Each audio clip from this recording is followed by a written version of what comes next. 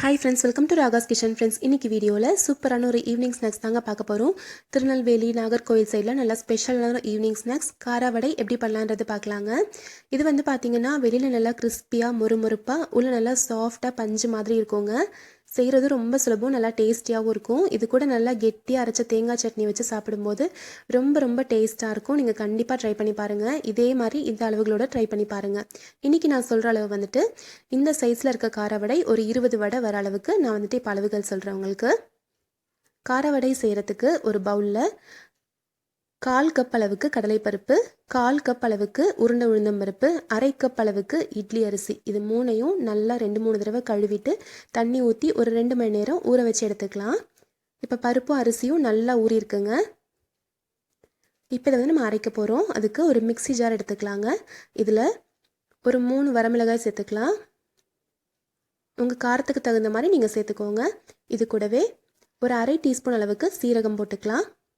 இப்போ நம்ம ஊற வச்ச அரிசி பருப்பு இருக்கு இல்லைங்களா, அதிலிருந்து ஒரு 2 கைப்பிடி அளவுக்கு எடுத்து இதில் போட்டுக்கலாம். சேர்த்துட்டு இதை வந்து நல்லா அரைச்சிக்கோங்க. வரமிளகாய் நல்லா அரைப்படணும். ஒரு தடவை நல்லா அரைச்சி விட்டுட்டு இப்போ மீதி இருக்க அரிசி பருப்பையும் நம்ம போட்டுக்கலாம்.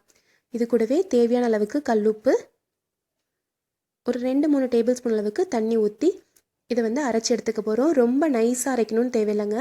கொஞ்சம் லைட்டாக கொரகொரப்பாக இருக்க மாதிரி அரைச்சி எடுத்துக்கோங்க. பாருங்கள், இப்படி கை வச்சு தொட்டு பார்க்கும்போது லைட்டாக ஒரு கொரகொரப்பு இருக்கணும். இப்போ அரைச்சதை ஒரு பவுலுக்கு மாற்றிக்கலாங்க. இந்த அளவுக்கு நல்லா திக்காக நம்மளுக்கு மாவு இருக்குது. இதில் கொஞ்சமாக நம்ம தண்ணி ஊற்றிக்கலாம். அந்த மிக்ஸி ஜார்லேயே கொஞ்சமாக தண்ணி சேர்த்து அதையே ஊற்றிக்கிறேன். நம்ம தோசை மாவு பதத்துக்கு இதை வந்து கரைச்சிக்கோங்க.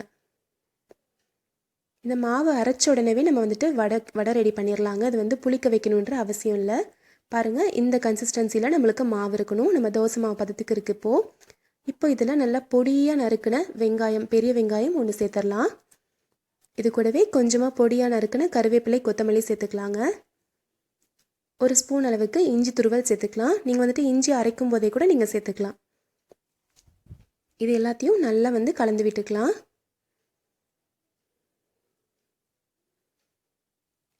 பாருங்கள், இந்த அளவுக்கு நம்மளுக்கு மாவு ரெடி பண்ணி வச்சாச்சு. இப்போது நம்ம வடை ரெடி பண்ண போகிறோம். வடை பொரிக்கிறதுக்கு ஸ்டவ்வில் ஒரு பேன் வச்சுக்கலாங்க. அதில் வடை பொரிக்கிற அளவுக்கு தேவையான அளவுக்கு எண்ணெய் ஊற்றிக்கலாம். எண்ணெய் நல்லா சூடானதும் தீ வந்து குறைச்சி வச்சுக்கோங்க. லோ ஃப்ளேமில் வச்சுக்கோங்க. லோ ஃப்ளேமில் வச்சு தாங்க இதை வந்து பொரிக்கணும். அப்போ தான் உள்ள வரைக்கும் நல்லா வெந்திருக்கும். எண்ணெய் நல்லா காஞ்சதும் குறைவான தீயில் வச்சுட்டு இந்த மாதிரி சாம்பார் கரண்டி இருக்கும் இல்லைங்களா, இதில் ஒரு கரண்டி அளவுக்கு மாவு எடுத்து இந்த மாதிரி ஊற்றிக்கோங்க. இந்த மாதிரி பேன் யூஸ் பண்ணும்போது நீங்கள் ஒரே டைமில் ஒரு 5-6 ஊற்றினாலும் உங்களுக்கு வந்து ஒட்டாமல் கரெக்டாக வந்துடும். அதுக்காக தான் நான் பேன் எடுத்திருக்கேன்.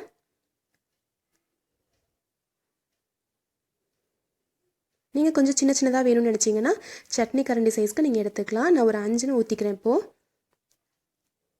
இது ஒரு நிமிஷம் விட்டு அதுக்கப்புறமா நம்ம திருப்பி போட்டுக்கலாம்.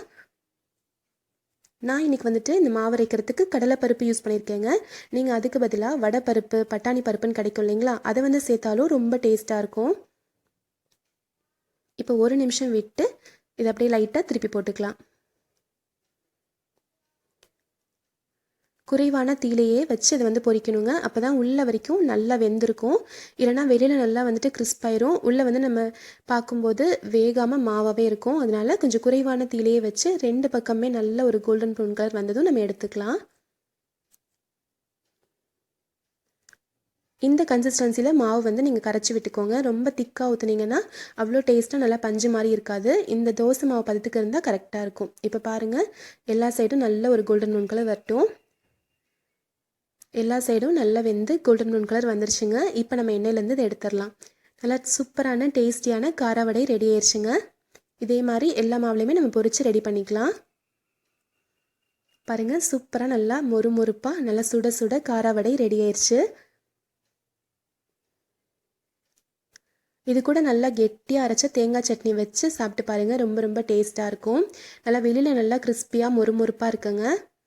பார்த்தாலே உங்களுக்கு தெரியும் நல்லா மொறுமொறுப்பாக இருக்குது. உள்ளே வந்து நல்லா பஞ்சு மாதிரி வெந்திருக்கு. நம்ம இதை அரைச்ச உடனேவே ஊற்றினாலுமே நல்லா சாஃப்டாக தான் இருக்கும்.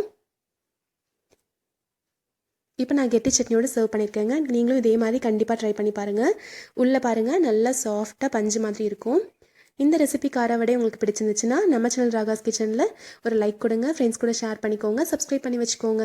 தேங்க்யூ.